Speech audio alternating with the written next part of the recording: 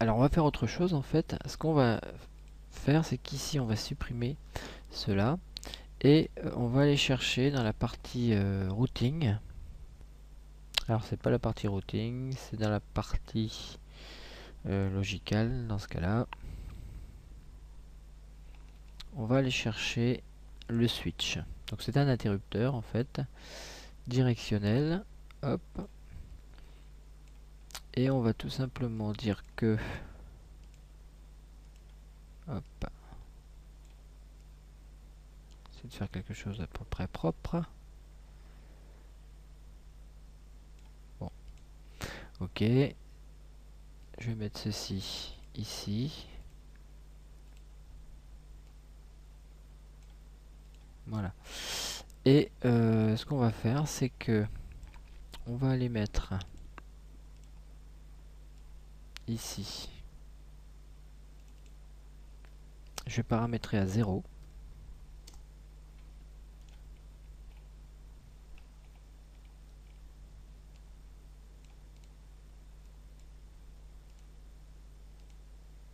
Voilà.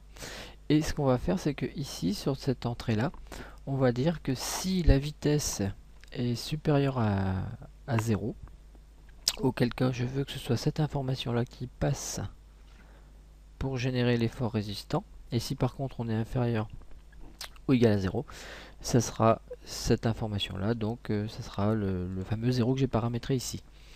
Pour savoir comment que ça fonctionne ici, vous faites clic droit, vue de la documentation, et ici c'est en anglais mais c'est bien expliqué. Voilà. Alors ce que je vais faire maintenant, il faut que je mette ici une condition. Donc la condition, ça sera une expression booléenne. Donc il faut que les couleurs se correspondent. Hein.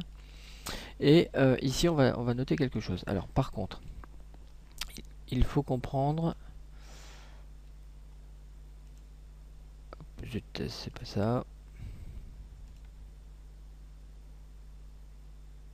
Voilà.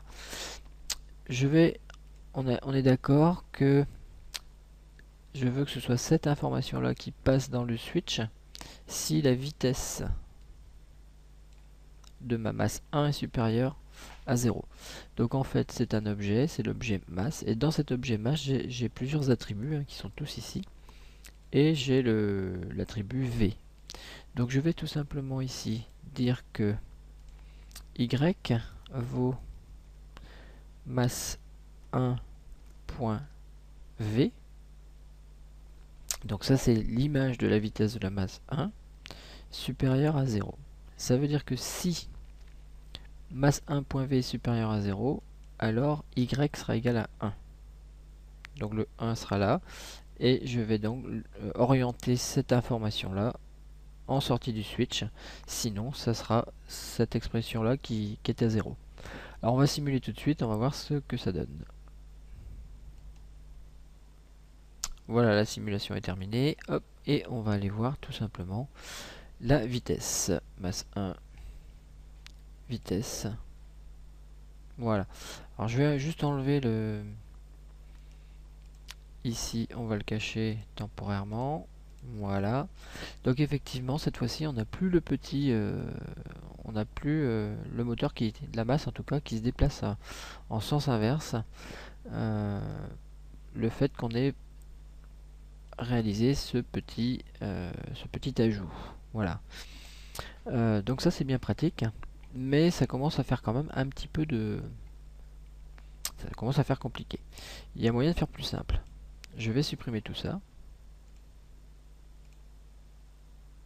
Voilà. Alors ça aussi je supprime parce que c'est pas celle-là qui m'intéresse, c'est l'expression réelle. Ouais. Hop. On va relier ça ici. Et là-dedans, on va tout simplement noter que Y vaut quoi? Si masse 1.v est supérieur à 0, alors Y vaudra, on a dit, moins 10. D'accord. Sinon, 0. Voilà, donc on a fait la même chose que tout à l'heure, mais de manière programmée cette fois-ci. Donc on va simuler ceci, et on va voir ce que ça donne.